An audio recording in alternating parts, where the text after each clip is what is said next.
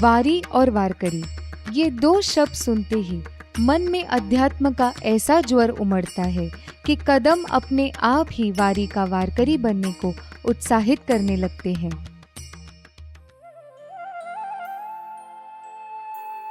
भगवान विट्ठल विष्णु का एक अवतार या कृष्ण का एक रूप जो विराजमान है चंद्रभागा नदी के किनारे बसे पंढरपुर में। पंढरपुर को महाराष्ट्र के सबसे मुख्य और लोकप्रिय तीर्थ स्थानों में से एक माना जाता है। पंढरपुर में विराजमान भगवान विठोबा के दर्शन की यात्रा जो पैदल की जाती है और इसी पदयात्रा में देश के कोने कोने से पताका दिंडी लेकर इस तीर्थ स्थल विठुमावली के दर्शन हेतु अलग अलग संतों की पालकियों के साथ करीब करीब 7 लाख से भी ज्यादा श्रद्धालु पंढरपुर इकट्ठा होते हैं। यह यात्रा लगभग 22 दिनों में आषाढ़ी एकादशी के दिन पूर्ण होती है। इस यात्रा में शामिल होने वाले यात्री वारकरी कहलाते हैं। महाराष्ट्र महान संतों की कर्मभूमि रही है और हर साल देवशयनी एकादशी पर इन संतों के जन्म या समाधि स्थलों से पालकियां और दिंडियां निकलती हैं। यह यात्रा एक धार्मिक यात्रा है जो कई स्थानों से प्रारंभ होती है।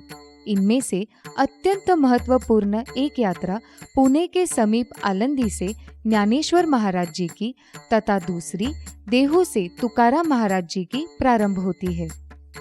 वारकरी पूरे विश्व में अपने भगवान के प्रति लोगों की आस्था और भक्ति के लिए प्रख्यात हैं।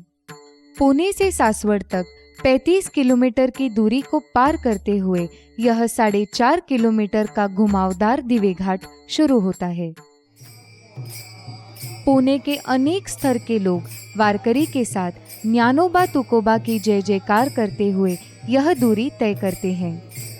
वारी के रास्ते में सेल्फी और फोटो के क्लिक जितने दिवे घाट में मिलते हैं शायद ही पूरे वारी के रास्ते में कहीं देखने मिलेंगे। 70 से 80 साल के वारकरी के साथ फुगड़ी खेलते समय पुणे के युवा ज्ञानोबा तुकोबा के जय जयकारों पर उनके साथ चलते हुए सचमुच अपनी चेतना भूल जाते हैं। हड़पसर से निकलकर दोपहर में वड़की नाला को विश्राम करके पालकी दिवे घाट चढ़ने को तैयार होती है। दोपहर के करीब 2 से 3 बजे पालकी दिवे घाट चढ़ना शुरू करती है। एक्चुअली रथ खींचने के लिए केवल 2 जोड़ी बैलों की जरूरत होती है। मात्र इस कठिन दिवे घाट को पार करने के लिए कभी 6 तो कभी 8 जोड़ी बैलों को जोड़कर यह घाट पार करना पड़ता है।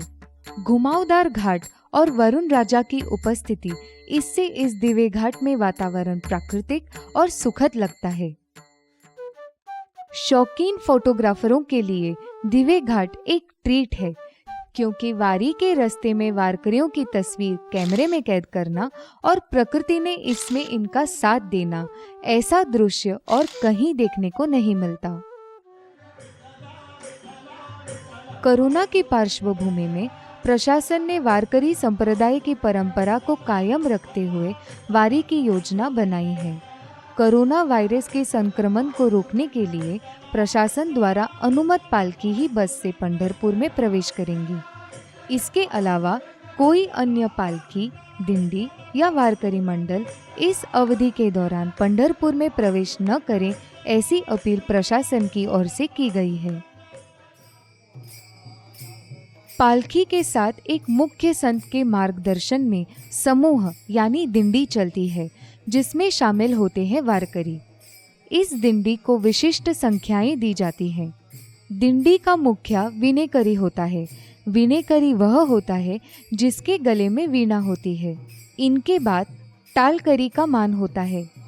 हर दिंडी में 5 से 10 झंडे होते हैं। दिंडी में पुरुष और महिलाएं, कभी कभी पूरा परिवार भी शामिल होता है।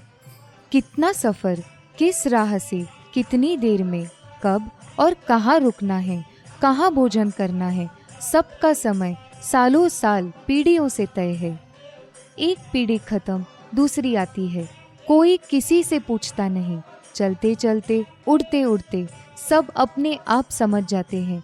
नई पीढ़ी हाथों हाथ तैयार होती है। कुछ मन्नतें मांगने वाली औरतें अपनी मन्नत पूरी करने के लिए अपने सिर पर तुलसी वृंदावन लेकर चलती हैं।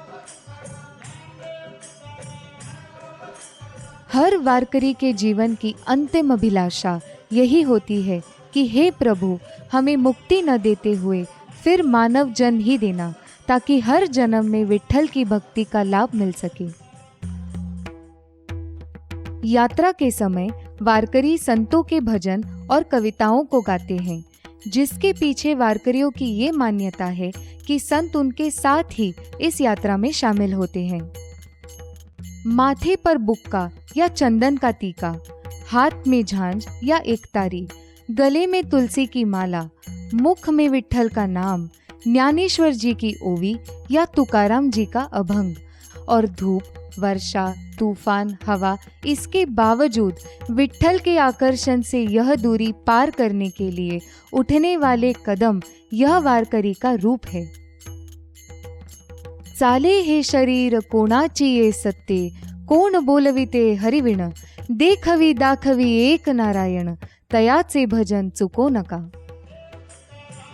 एकादशी के दिन पंढरपुर में बड़ी यात्रा भरती है। पूरे महाराष्ट्र में इस दिन उपवास किया जाता है, भगवान को भोग चढ़ाया जाता है, भजन और कीर्तन भी किए जाते हैं। यह महाराष्ट्र में संतों के लिए एक बहुत ही महत्वपूर्ण त्योहार है। भगवा झंडा आसमान के बादलों से ढकी छाया पर बहुत उभरे हुए दिखते हैं। गुलाबी या नारंगी पगड़ी और हरे, बैंगनी या लाल वस्त्र पहनने वाली महिलाएं बारिश के मौसम के थोड़े गहरे वातावरण में रंग लाती हैं। ताल, चिपलियां, मृदंग, हरि नाम का घोष, सामुदायिक अभंग पठन बादलों की गड़गड़ाहट से जैसे मुकाबला करते हैं। इस यात्रा को कितने साल बीत गए और कितने वारकरी बदल गए, पर आज भी ये पर्व उसी निष्ठा, पवित्रता और धूमधाम से मनाया जाता है। पंढरपुर की ये यात्रा जीवन का एक प्रतिबिंब है, जहां हमको निरंतर सिर्फ चलते जाना है। आज ही संसार सुफल झाले गे माये, देखी अले पाये विठोबाचे, सो मज व्हावा तो मन व्हावा, वेळोवेळा व्हावा पांडुरंग। ऐसा कहकर वारकरी सिद्ध हो जाते हैं और अगले साल की आषाढ़ी एकादशी के सपने देखते हुए संसार की ओर चल पड़ते हैं। पांडुरंग पांडुरंग।